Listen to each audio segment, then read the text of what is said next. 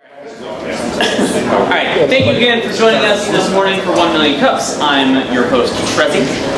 Today we're going to be hearing from a Mighty Piece Coffee, but first we're going to go through some announcements.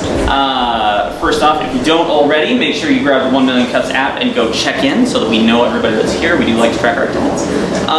Second, I want to give a quick thanks to our sponsors, Dream Bank for the space and Starting Block for their continued support of our chapter. We're going to go around the room. I see some new faces, so we're going to do some introductions. You say your name, a little bit about yourself, what you do, and then we'll move on to the next person, and then we will get to our presenter. Again, I'm Trezzy. I'm your host, one of the co-organizers here at 1 Million Cups. And yeah! They're just through his fit. I don't know. It was exciting. I got kind of fed in.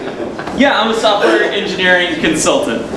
My name is Josh Helling. I am also one of the co-organizers here. I'm a co-founder of the firm Rootstock Partners. We work with startups and non-technical founders to get software product strategy right. Joey Frayne with Wisconsin Economic Development Corporation, manage a couple programs geared towards tech-based startups. And I guess while we're up here, just a call if anyone always looking to fill our pipeline. So if anyone wants to present or knows of someone that would be good to present, have them contact one of us, and we'll get them started on an application. So always kind of looking to keep that pipeline full, so we have good presenters on Wednesday morning. Thank you to 1 Million Cups, Starting Block, JD Cath, Community C Lab, Susie Uncle, Merlin Mentors. These are some of our biggest advocates. We wouldn't be here without that support. Especially to you, good sir. Do you remember that place you had your big idea? Do you remember when you met the person integral to that big idea that rocked the course of your life? Our moment, our person, our story begins at the center of the deadliest conflict on Earth. The UN's referred to it as the rape capital of the world. And we're excited to be able to take you down this journey with us. So, Democratic Republic of Congo, okay, a country the size of Western Europe and Central Africa. Resource rich. It's been supplying the coltan and other precious minerals for the tech boom. In the 90s, that demand for minerals met political instability and the spillover of the Rwanda genocide. And in the eastern region, minerals rich in the DRC, this demand for minerals met the fleeing armed groups in a pretty potent mix. So for 20 years now, we've had active conflict that has surpassed conservative estimates of 6 million deaths. I responded to this in large part because my university roommate here in Madison was a refugee from these conflicts. It was familial. I didn't learn about it in a book. For the next 20 years of my life, starting as an undergrad till today, getting involved in increasing advocacy efforts, but at all times quite uncomfortable with structures and narratives of international support. There's a lot of the savior, a lot of we're coming here for you, we've got solutions for you, we've got a way to fix you, we know what's best for you. And I'm riding into the region with my college roommates. I'm like, there's so much wrong with this. Moving on through the years, 2014 I founded Steer Forward, which works on transparency efforts. And really focuses on organizational strategy and structures to increase very meaningful inclusivity and diversity. Having done work in DC at the policy level and advocacy level, the structures is really where I see the issues with a lot of international efforts, and those around the decision-making table. And so for the last 5 years, through 6-figure grants, I've built a body of work around transparency and inclusive structures while doing meaningful advocacy work, producing documentary films, leading advocacy campaigns. Our story really begins in January of 2017. I was wrapping up a film tour, won some awards. It was on Netflix. It had ushered in supply chain reforms throughout the UN, the US under the Obama administration, and the tech and the mining sectors. We had a lot of success with the films, with the advocacy. And near the end of that film tour, as an ally, as an advocate, wanting to amplify the Congolese messages for change, a man named Gilbert Makalele really advocated to get a meeting at the end of our film tour when I was in the Congo, in the active war zone. And so here's a guy who represented some coffee farmers. I had no idea what I was going to do for him or what he wanted to do with me. But Gilbert came to our team at the end and said, you've done a great job of getting our message out, our message, what we need, what we're asking for of the international community. We also grow some of the best damn coffee on earth. It's graded the highest from Q graders. It's got one of the most dazzling flavor profiles. It's really like the biggest missing secret from the specialty sector. I didn't know what any of that meant, but Gilbert said, we've got the world's best coffee. It's a hidden gem, it's a hidden secret, and no one will come do business here because it's the deadliest conflict since World War II. That's the beginning of our story. Let me introduce our CEO, Liza, and what we've done with Gilbert's story since we first heard it in 2017. So imagine being in that position where there's a request from coffee cooperatives from Gilbert, and we don't know anything about coffee. At the end of 2017, actually it was the end of 2018 rather, when JD approached me and shared the experiences he had at the cooperative and the request, we put our heads together and assembled a world-class team that spans 3 continents, Africa, Europe, and North America. Now, I want to share with you the evolution of the company over the past year while also highlighting very pivotal turning points where the company was at a crossroads and it needed support and community stepped in. And that's the only way that we're standing here a year and a half later, is because community had an active role in stepping in and supporting us. The first few months of Mighty Peace Coffee, early 2018, was a lot about ideation. We were asking questions about who we are, what do we stand for, what's our name, what differentiates us from any other coffee company. And in preparation for that, we had one of the biggest investors in our network, a former client of mine, that we were going to pitch Mighty Peace Coffee to. And I don't know how many of you have had this experience, but we had a very romanticized kind of idea of what that would look like. We were spending a lot of time putting our ideas into a pitch deck. Dave Cruz, one of our partners, was working on the numbers, working out the logistics. What does it cost to import a container of coffee? These are some of the questions we were facing. While JD and I were expressing a lot of the narrative around our story and the value proposition. So it's April of 2018. We're sitting down with this big investor and his wife, and they're looking through the deck, and there's a long silence. And I think this was one of the longest silences in my life. You know, you're waiting for that. He was gonna write the $500,000 check. That's right. That's it. We've got this great idea. We're showing you the deck, and you're gonna write a check. I mean, it's romantic. And the next thing out of his mouth is, hire someone who knows about coffee. Hire someone who knows about coffee. He's an astute investor. We really, it was gold, right? It wasn't what we were hoping for in the conversation, and yet it was gold. He'd identified a weakness within our team, or a void rather, and he was giving really sound advice. And so that was a turning point for us. We said, where can we find a highly credentialed, coffee expert in the African Great Lakes region? Where do we go to look for that? We looked in the New York Times. And lo and behold, there was an article that was written about Congo coffee as a specialty coffee on the rise and in a position to replace Ethiopian and Kenyan coffees, which are drying up due to climate change. And so we met Linda Muguruza. I'm going to pull up our team. Linda Muguruza is our Chief Quality Officer. Here she is featured in the New York Times. This is the Savoir de Kivu. It's a coffee tasting conference in Congo.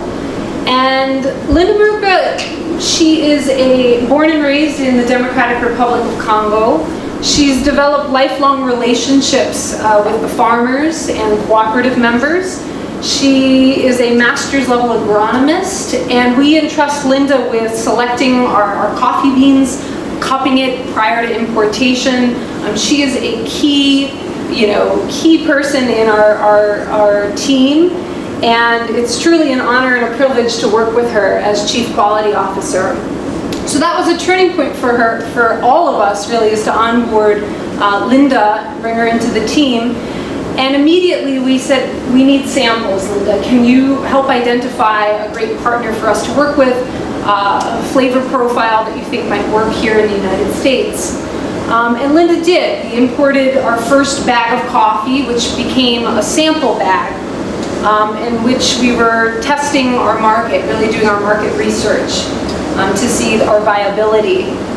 From, I'd say, the summertime of 2018, we had a lead generation team fully supporting us, researching and finding qualified prospects of coffee buyers throughout the United States. And in the fall, we started to share our story, introduce ourselves, talk about our mission. And there was a video, which we'll actually show. This is part of our marketing campaign when a coffee buyer first meets us. This is what they see. World where companies are driven by the belief. Imagine a world where companies are driven by the belief that all human beings deserve a peaceful life and a dignified way to earn a living. Imagine a world where businesses made people and the planet the priority, and coffee became a tool for growing peace. We are Mighty Peace Coffee, and we are launching the peace trade. We are women and men from the Democratic Republic of Congo, Europe, and America who believe that precious resources like coffee can be grown ethically and sustainably to replace conflict and corruption with mighty peace and love. In a country where resources have fueled war, Mighty Peace Coffee was born out of the Congolese peace movement by an international team of coffee experts and innovators, community organizers, and human rights defenders. Our coffee is made from the world's finest specialty beans, with clean, natural hints of cocoa and hazelnut. It's simply delicious. We believe a company which prioritizes the love of humanity, the health of the planet, and service to communities will transform the industry and the world, leaving a legacy we can all be proud of. Liza Elena Pizarros, Chief Executive Officer. Heather Fossite, Chief Operations Officer. Jim Goodway, Director of Business Development. Dave, Founder, Partner. And I'm J.D. Steer, Founder, Partner. And now we invite you, yes, you, to be a part of the peace trade. Will you join us? Together, we can be the difference between war and peace. Together, we can build a world where everyone gets that they matter. Because to the world, we may be one person, but to one person, we may be the world.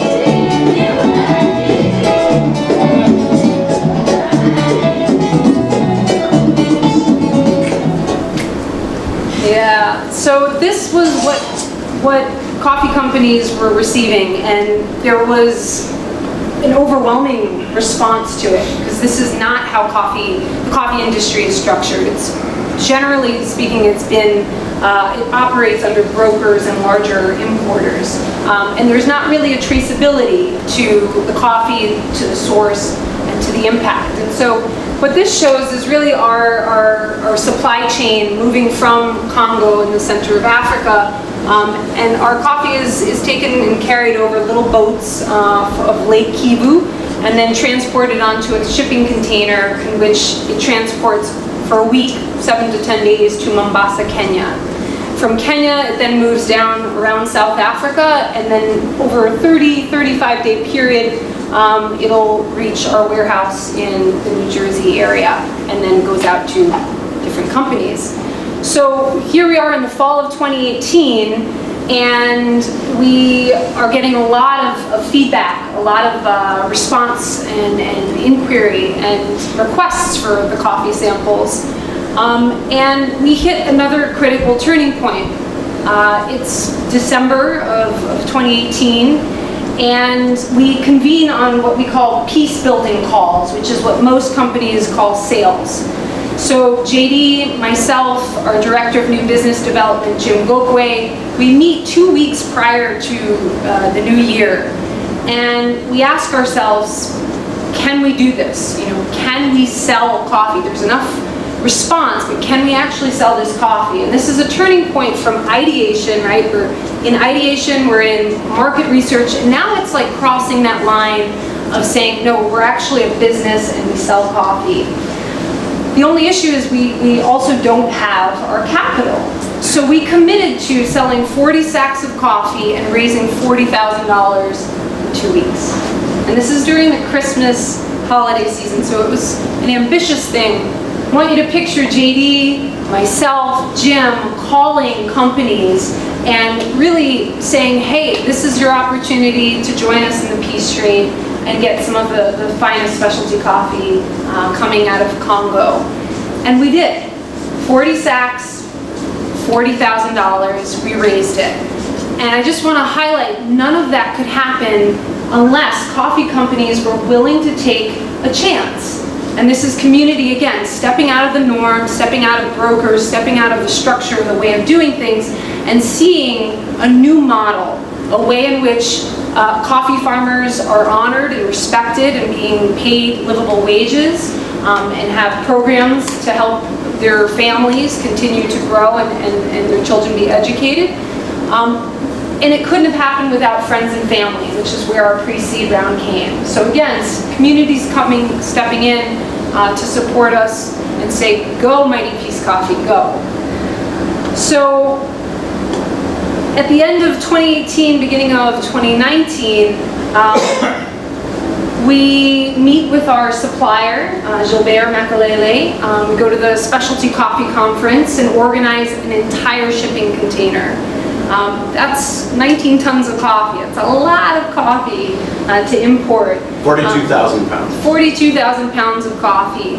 So we import that and officially launch Mighty Peace Coffee in 10 US cities on June 6th. And one of those coffee buyers is Barriques. So we launched June 6th at Barriques. We're most grateful for our partnership with Barriques. Friends, family, and mentors, including Merlin mentors, Susie Yonkel. We would not be here as a company without your strategic guidance, your counsel, and the Merlin Mentors community stepping in and supporting Mighty Peace Coffee in identifying any blind spots or putting us in connection with contacts. So to date, here we are a year later. Our coffee company has reached out to 1,410 coffee buyers throughout the United States, of which 371 have responded and expressed interest, requesting samples of our coffee. That's a 25% conversion rate for a startup. And so we were over the moon about that. And now we're up and running in 12 US cities, repeat orders. Barriques is a strong partnership for us. And the impact, so what does this impact have on Congo in relationship to the farmers and to cooperative members? Well, on the island of Ijwi alone, which is one of our sources for coffee, 2,388 farmers earn a livable wage through Mighty Peace Coffee. These are mostly women farmers and survivors of sexual violence. 600 cooperative members gain employment through the washing, sorting, and bagging process of the coffee. And then 62 international jobs are supported through shipping and logistics, professional services, and in the coffee industry as well. So that's our traction. It's been an incredible year for us, and we're most grateful to be here at 1 million cups. And JD will share a little bit more about where we're at with regards to our needs. Yeah, with regards to impact, we've really started to turn it around. So you see the impact we're having in this one island community in Congo. Everyone sees what we're doing, you know, within the abilities of our current scale of business. But what's the cost to the world, to the millions and millions and millions of farmers, often women, in many conflict regions around the world, for the $100 billion industry to continue as it is? And so we're also serving intentionally as a model to disrupt the industry and to lead some reforms throughout a $100 billion industry that affects tens of millions of people. And so we partnered with the United Nations. They heard our story in the Congo and reached out to us and said, is this too good to be true? We disclosed paperwork, details about our structure, went out to New York, and they met the team and dug deep and go, you are the private sector model, achieving the Millennium Development Goals. We want you to become UN ambassadors, and we want to have a big kickoff event the spring of 2020 in New York. And so all of what we've been doing is also leading up to events like Spring in the UN to disrupt that sector way beyond our own scope and field. To wrap up, we are about to close our seed round. Finally, the traction's been enough. Again, we can't overstate the support of Susie and Merlin Mentors for helping us focus in the right place for our type of a business and look in the right place and really boost our expertise in what we're asking for and how. And in that strategy, we've just secured $90,000 from the Madison Development Corp. We've secured the rest of the private investment we need for our round. And then I think very tangibly, our ask of you too is to bring samples into your office, bring samples into your home. We have a monthly subscription process, and we're also supplying Park Bank and other local businesses. So much of this early phase is being able to show at the national, international level traction, and Madison's doing that for us, Barriques and businesses. So we could really have an exponential boost if you took a few pods with you back to work and back to home, and then reached out and let us send you some samples so the whole office could try it. We want to do that. Offices are loving the story, and it's just better coffee. So thank you for your time, and we're excited for your questions.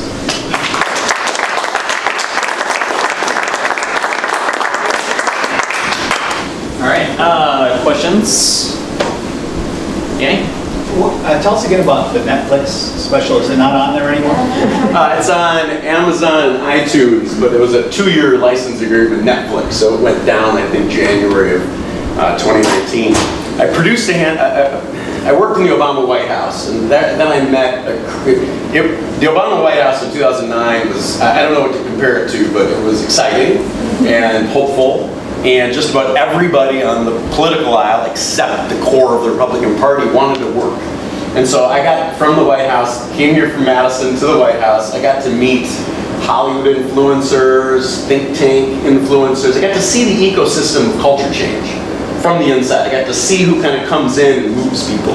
And so it was really using those White House lessons that film directors came to me when I opened Steer Forward, and they're like, I want to make this film. I'm like, all right, let's make the film in this way. Let's launch it in this way. Let's speak with these messages to these thought leaders. And we did events at the Oxford Debate Society with freedom fighters in the film. We did Brookings and Harvard and Yale, and 167 thought leadership events from the spring of 2016 on.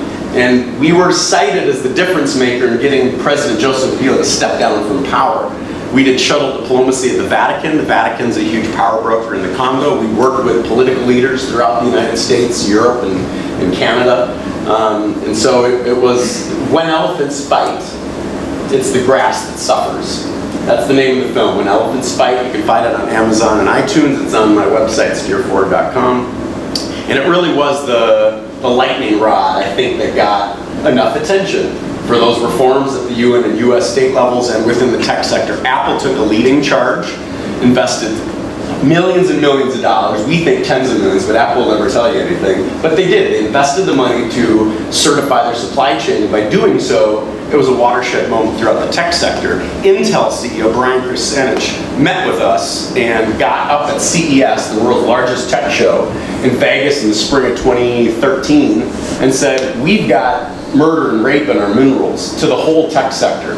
We're standing stateside with him with a few celebrities. You want to see an uncomfortable room, look at 6,000 tech execs listening to Brian keynote say, we've got murder in our minerals. So the film, it's funny how certain things can really change, but a film, if it has the right stakeholders and it's kind of delivered in the right way, and you have meaningful thought leaders at the center of those panels, you can pick up steam and really change the world.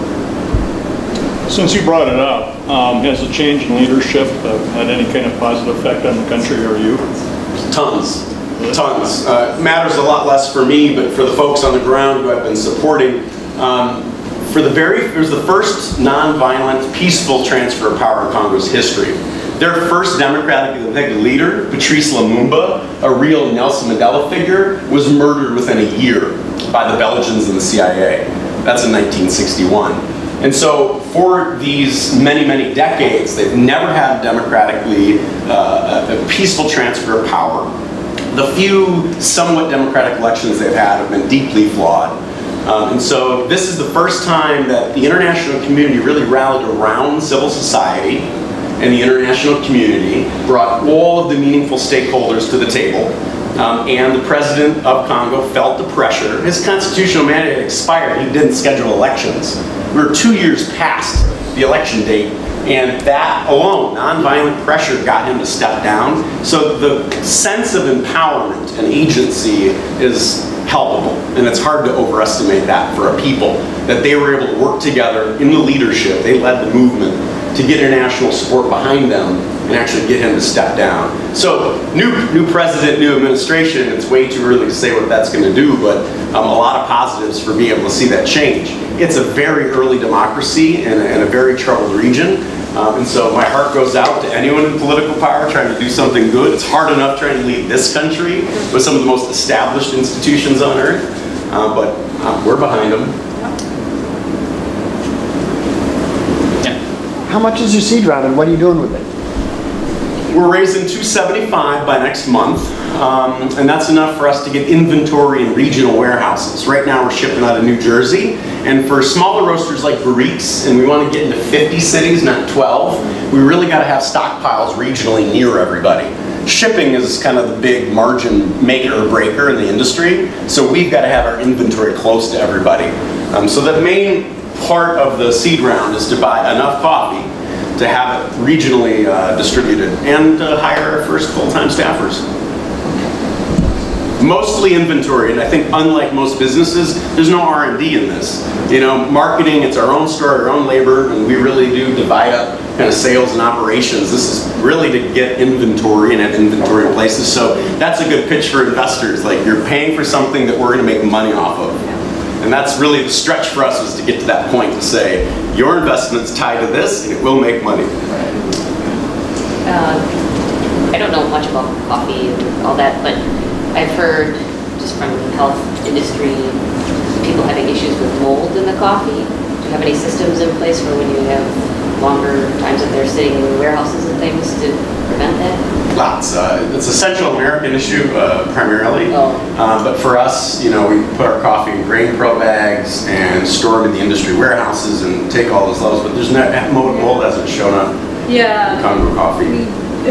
Between Linda cups all of the coffee and inspects it prior to it reaching the United States. But one of the key points that JD's talking about is the industry norm is to put coffee in grain pro bags, which reduces moisture and molding. And so, you know, we just continue to emphasize the importance of that to the cooperative members and to the farmers, so that they understand too that, you know, this is the expectation and these are the implications, you know, if the coffee, you know, is not green, but it is. So thank you for that question. We're certified organic and we're certified fair trade. And then we've launched the Peace Trade. The third pillar is Peace Cooperative Farm. And so organic coffee in Central America is facing a crisis with molds and infestations. It's called rust. And so we're really fortunate in the Congo that everything's clean and untampered. We just got to deal with the war. And so if we can get through the war, you know, the coffee's all good. So just in listening to the overall presentation, I'm struck by kind of an analogy to Pringles potato chips. When Pringles potato chips first, stay with me. I bet you get started all the time. When Pringles first came out, it was a unique design. You know, it fits in a tube, you can throw it, they won't get all smashed and all that kind of thing. But what Pringles did not, still don't, frankly, emphasize was that they taste good, right? So people started eating, like, hey, what a great idea. Started eating Pringles and go, you know, they're not, as potato chips, they're not very good. I mean, yeah, I get it that they're kind of convenient and all this kind of stuff, but they're not my go-to for taste, right? Okay, so here's my analogy. as I'm listening to the presentation, which I really admire, I'm concerned for you that if I go to a coffee shop and I have a lot of different choices, now, one of the things is, oh yeah, by the way, it tastes good too, but look at all the good things we're doing, right? But if I'm going in and I'm like, oh yeah, I recognize the brand, they're the ones that are helping the Congo. Wow, good luck to them. Yeah, I'll go with my regular thing, right? As opposed to emphasizing that, like, let's not forget that people drink coffee because they like the way it tastes, And that's my concern for you as you move forward with this pitch is very passionate, and I really like where you're going. But the whole story of good tasting, that superior coffee, the product stands alone as being superior, is a little lost on it. Do you know what I'm saying? And I think as you move forward in the business world, you'll probably get more of, yeah, that's nice, but how are you going to make money on this thing? There are a lot of people that want to have great causes, and yours is one of them, and that's a good thing. But as you move into the business world, you get seed funding. You're asking people to put money down for they're like, okay, what's my ROI, and how are we going to push this thing forward, which is going to challenge you, I think, to deepen not only the story but start focusing on the product a little more. Does that make sense? No, yeah, thanks for the feedback. This is our 10-minute pitch, and so we really want to get into what makes us different. The coffee's great, but as JD Cath can testify, we let the roasters in the 12 cities speak for us. And so we've compiled a packet that JD's actually sharing with local roasters in his neck of the woods, where we've got the roasters around the country speaking to the flavor profile, the pleasing acidity. They can do it justice better than us, and actually looks better if we have roasters talking about the types of coffee to our investors than if we're talking about. But yeah, that's... I didn't pick up on that. My apologies. No, it's great feedback. I appreciate your feedback, because I think for our future presentations, we're going to just put that testimonial up. We've got tons of it. And so thank you for that feedback, because that is something... that's a great idea. We have a page of quotes that looks amazing in our presentation. So we can get into here. Yeah. So we have one in the back. Yeah, that's along the lines of my question. I was going to ask, so you're selling the green beans to coffee suppliers who are then selling to roasters, or is it a direct relationship with the roasters? Or are the coffee suppliers and the roasters the same people? I'm not really sure. And then do you have any recommendations for how they roast it, or is it up to them to choose light, medium, dark, however, whatever, or how does that work? And then do they market it as Mighty Peace Coffee, or do they put their own label on it, or how does that work? Also, question. Touch on marketing, you touch on roasting? Yeah. Okay. A lot. And so one of the innovations is we produce a digital short series on the coffee. No one's doing this in the coffee sector. We have a 9-part series called Seed to Table, where we show people the actual people, places, the sights and sounds, where their coffee is grown, how it's selected, people working on it. That transparency series is coupled with a 9-part series on impact.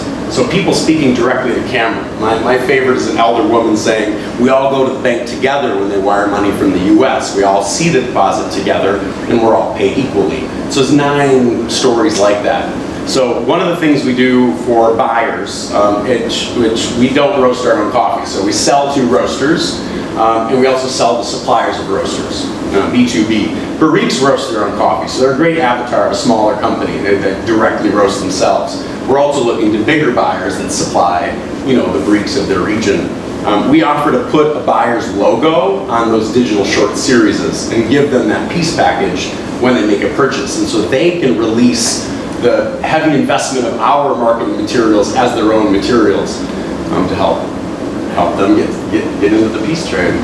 And then in regards to roasting and whether we make recommendations, roasters, master roasters, and Q cuppers have their own particular method to roasting, and so they go through a few different iterations when roasting the coffee to find what is it a light roast or a medium roast or a dark roast to bring out and accentuate the flavor profile. So that's really up to them.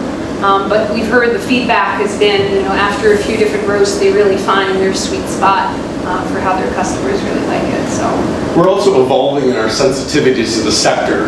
Back to your point, where it's actually poo-pooed upon for coffee suppliers to be too definitive about what your flavor profile and process is. There's an element in the specialty coffee sector where the roasters discover the flavor profile themselves, and so if you talk too much about what you're going to find in it, they feel like you've taken the magic away a little bit. So the roasters want to kind of discover that flavor profile. So we share what other roasters say so they can see what else is out there, but that's another element to our pitches. Don't tell people what they're going to get. The roasters, they want to discover it themselves. We're just bringing it to them. All right, Steve, last question, no pressure. Oh, continuing on that theme, I think what's muddy in the water a little bit for me is now I'm hearing that you're more about supplying green beans, right? But then you're showing up with these pods saying, take some samples, try it, we're going to sense who's the roaster. If you have individual independent roasters, what's your play? Is it more on the green beans or is it on the final product? We have retail partners in just about 12 cities now, and so an example here in Madison is Barrique's Roast, and we help Barrique's get into Epic and other places. And so we help our retail partners get into that market. What we're also doing as the founders is working with kind of small, pilot endeavors. And so the office pods, we have a monthly subscription process. These are still kind of test pilots for us as far as, how do we want to take that to scale. The core business model is B2B green beans, and that's what we're doing in 12 cities. Here in Madison, we're piloting a handful of spin-offs just to see what's there. All right, let's hear it from Mike.